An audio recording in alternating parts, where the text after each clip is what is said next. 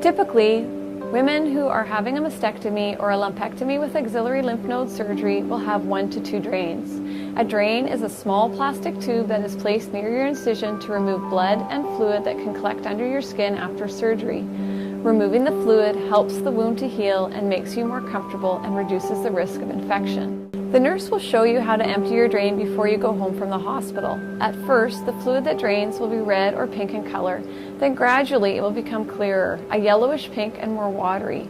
The amount that drains may change from day to day, but it usually decreases a few days after surgery.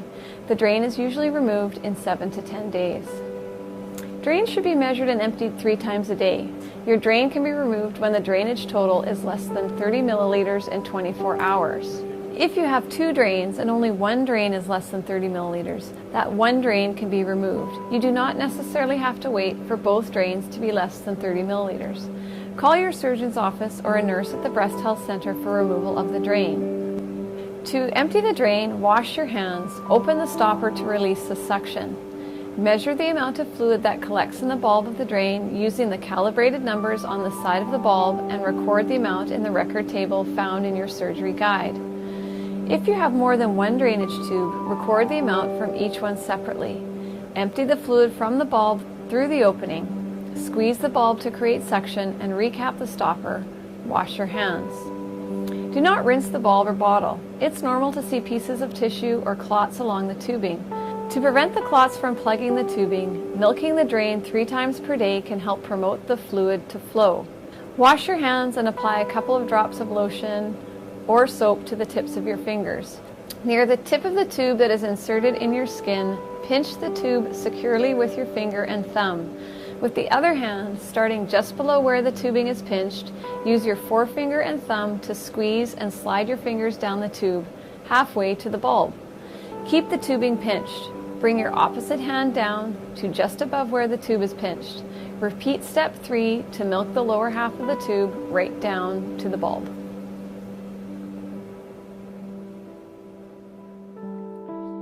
You can shower with the drain in place. It's helpful to tape the tubing from the drain to your skin below the drain site. This will decrease the pull on your skin. If you have a gauze bandage on the drain site, you can remove the gauze, shower, and then pat the area dry with a clean towel and apply a new gauze. If you're not comfortable changing the bandage, you may bathe, but keep the bandages dry and change the bandage in 7 days or sooner if it gets wet. If you prefer taking a bath, have the drain sit on the edge of the tub and keep the water in the tub low enough to avoid getting the drain incision and surgical site wet. Some of the surgeons use the plastic bandage, which is waterproof. This can be left on while showering and removed after 7 days. If you are unsure what to do, you can call the nurse at the Breast Health Center. Your surgical guide tells you when to contact your surgeon's office or a nurse at the Breast Health Center.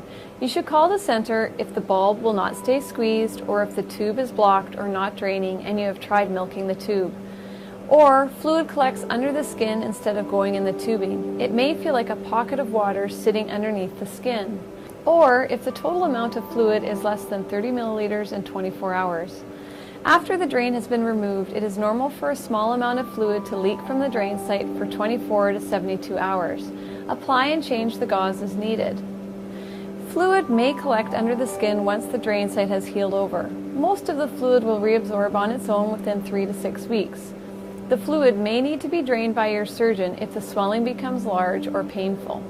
If you are experiencing any new bleeding or drainage from the incision or drain sites, foul-smelling fluid coming from the incisions, drain site, or drain bulb, increased warmth, swelling, pain, or redness along the incisions or drain site, chills or fever above 38.5 degrees Celsius or 101.3 degrees Fahrenheit for 2 days or more, or have any signs of infection or inflammation such as swelling, redness, or warmth in your at-risk arm, you are encouraged to contact the Breast Health Center. If it is after hours or on the weekend, report to the emergency department where you had your surgery, or if you are outside the city, to the nearest emergency department.